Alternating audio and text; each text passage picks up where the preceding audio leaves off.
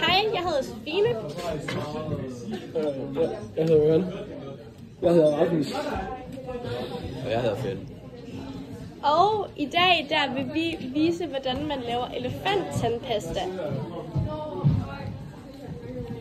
Så til at starte med, der skal vi have 40 ml varmt vand i sådan her reagensglas.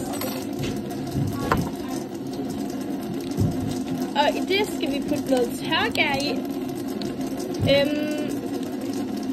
Ja, tørgær det er ligesom det der klumpgær, som mor hun bruger til at bage boller med. Bare tørret ud lidt mere. Ja.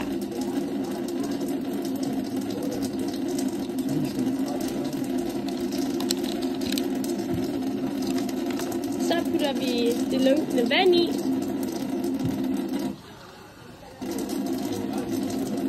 Og så mixer vi det rundt her indeni, så det ligesom bliver lidt flydende.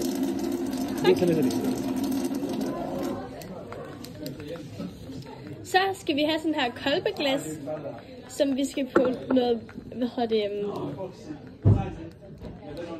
vanilje. Og det er sådan noget, som man bruger til at, og det skal vi have briller på alle sammen til. Kan vi lige vise, at vi alle sammen tager briller på? Godt, I alle sammen har briller på. Og nu skal vi hælde det her i.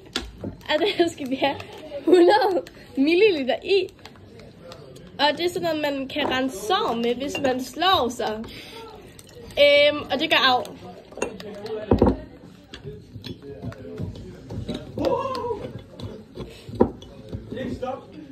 Nu skal vi have noget sæbe i, eller opvaskemiddel.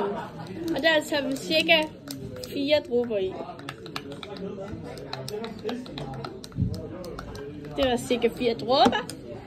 Og nu vil Rasmus, han vil putte farver i. Og vi putter simpelthen kun farver i, fordi det er pænt, ikke fordi det gør noget. Jo.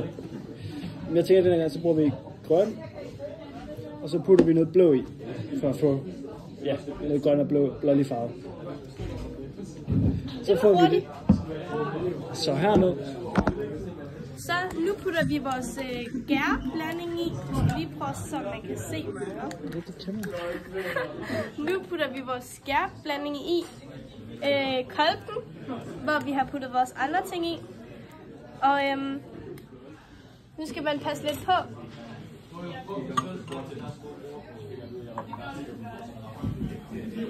Tættere på.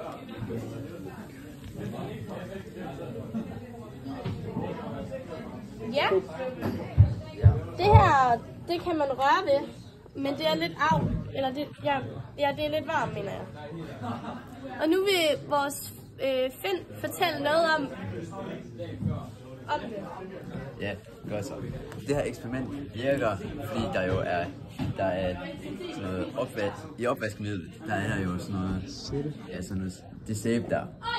Og så har man noget gas i gæret, der skubber det opad, så når det kommer sammen, så bliver de sæbebobler, der er dernede, bliver bare skubbet opad, og så over kanten af det. Så det bare bliver ved med at skumme, indtil der så ikke er mere gær og sæbe, der kan reagere med hinanden. Og vi har valgt, at vi vil dele børnene op i grupper, så de kan lave det sammen med os. Og så har min assistent Rasmus, som filmer, og så har en gruppe Finn, og en anden gruppe har Johan. Og hvis der er flere børn, som, så får vi Rasmus til også at være assistent der. Yes. Og det var